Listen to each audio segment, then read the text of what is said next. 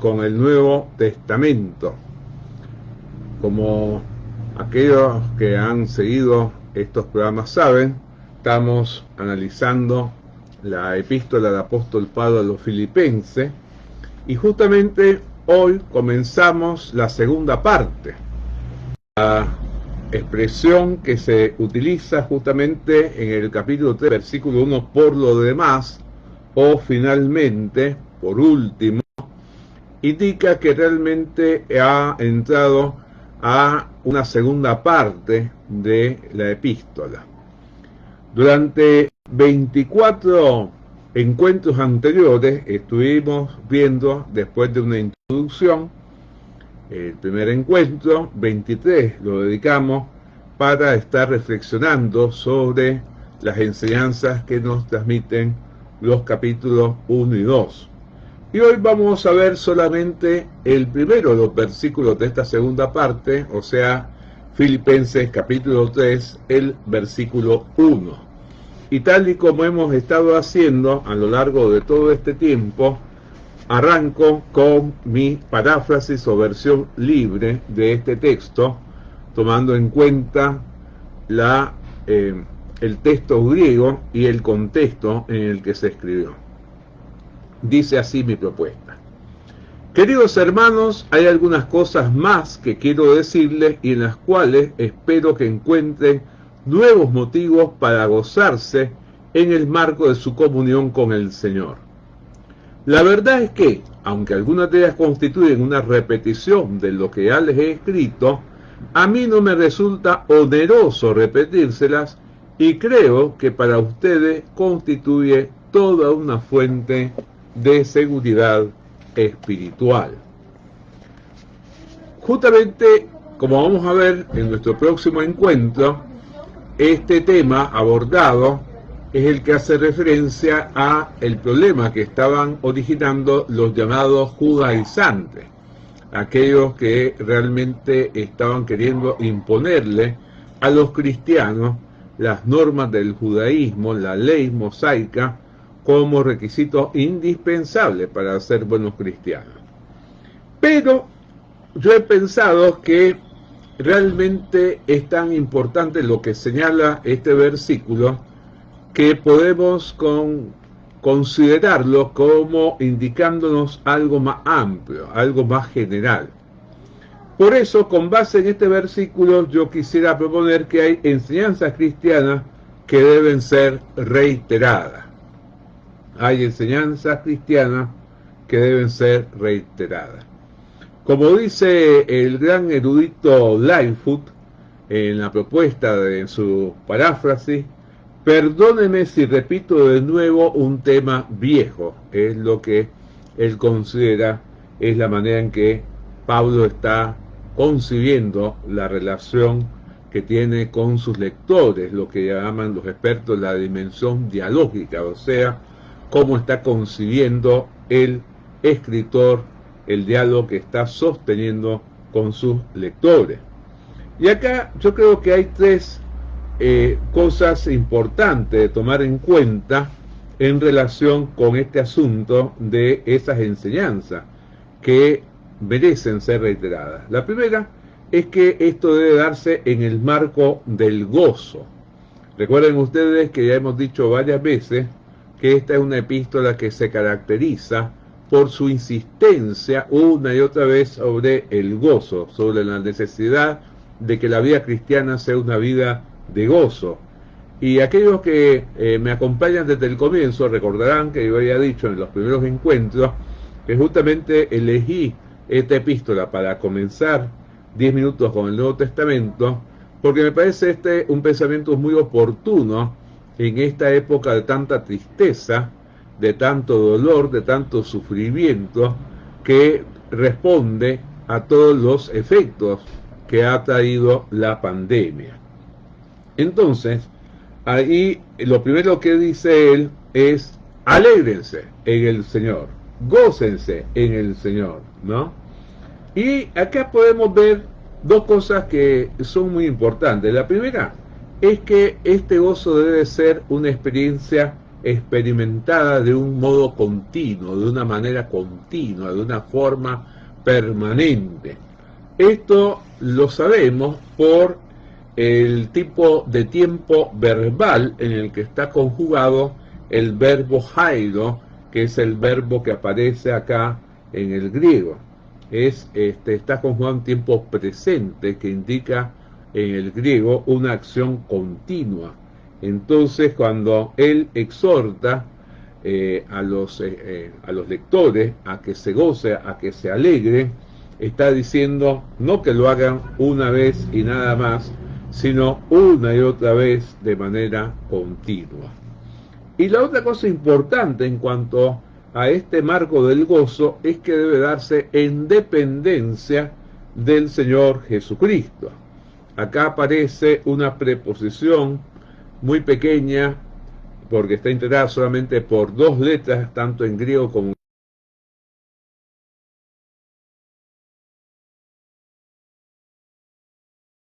en el griego, porque nos habla de la esfera en que se da el dominio de Jesucristo. En el Señor quiere decir en la esfera del dominio del Señor Jesucristo en la vida de todos aquellos que hemos tenido un encuentro personal con Él.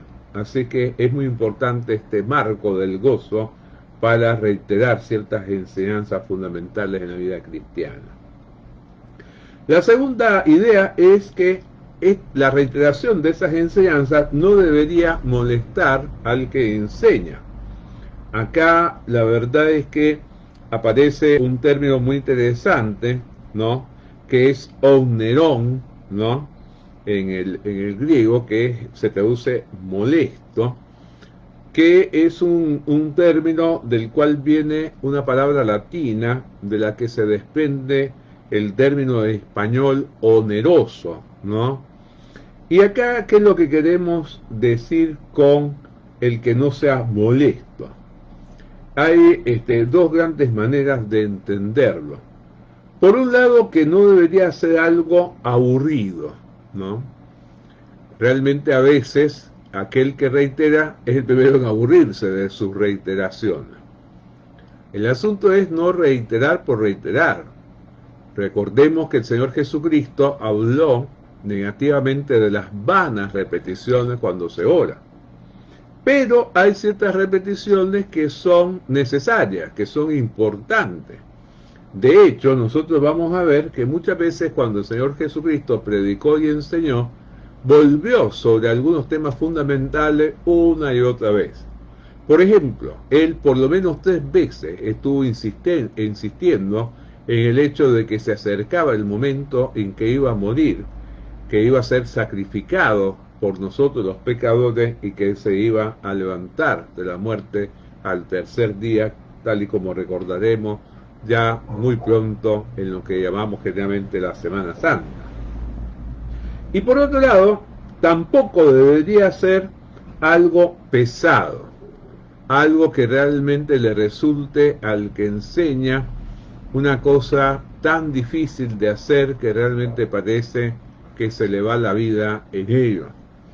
Realmente en esto deberíamos volver a la primera idea de hacerlo en el marco del gozo.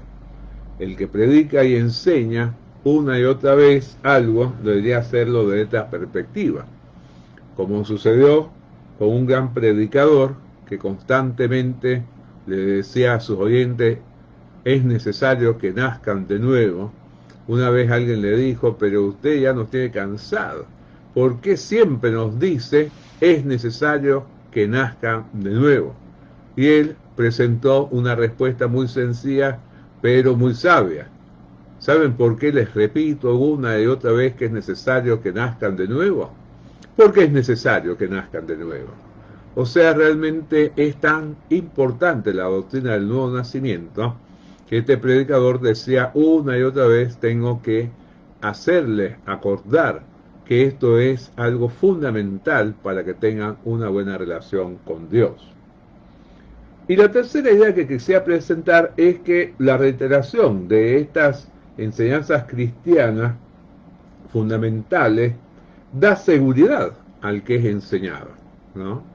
que es el motivo fundamental por el cual el apóstol Pablo dice acá que reiteraba las mismas cosas, ¿no? Que en griego son dos palabritas pequeñas, ta autá, ¿no? Las mismas cosas era necesario reiterar para lograr dos grandes objetivos. Y acá nos vamos a valer de dos versiones distintas para captar el sentido que tiene el original. Es una seguridad que ayuda a proteger la fe, que es lo que dice la nueva traducción viviente, ¿no? Realmente la fe es algo tan importante en la vida del cristiano que es necesario tenerla protegida.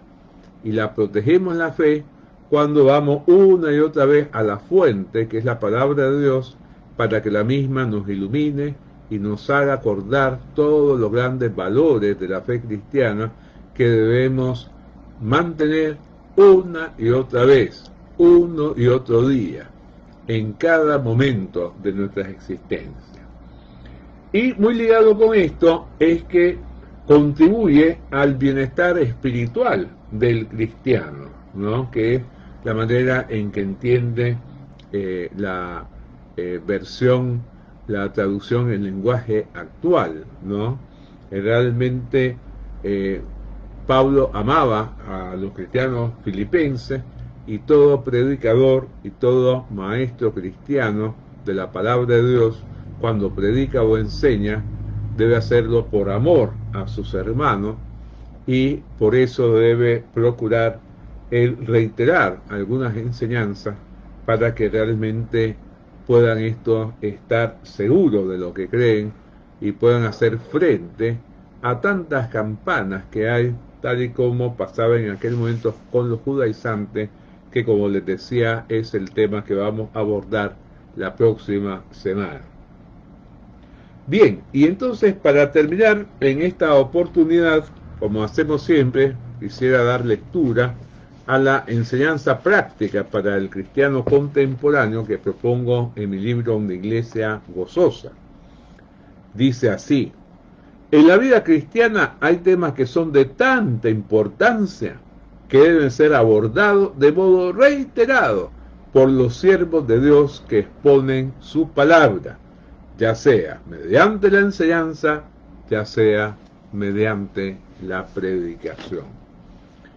Es un desafío para todos los que predicamos y enseñamos el que podamos saber cómo reiterar lo que hay que retirar y hacerlo de tal manera que no resulte algo que la gente salga corriendo, sino que pueda apreciar el valor de la reiteración, tal y como encontramos en este gran escritor que fue el apóstol Pablo. Así es que, pensando en esto, nos despedimos y los espero entonces la próxima semana en un nuevo encuentro de 10 minutos con el Nuevo Testamento.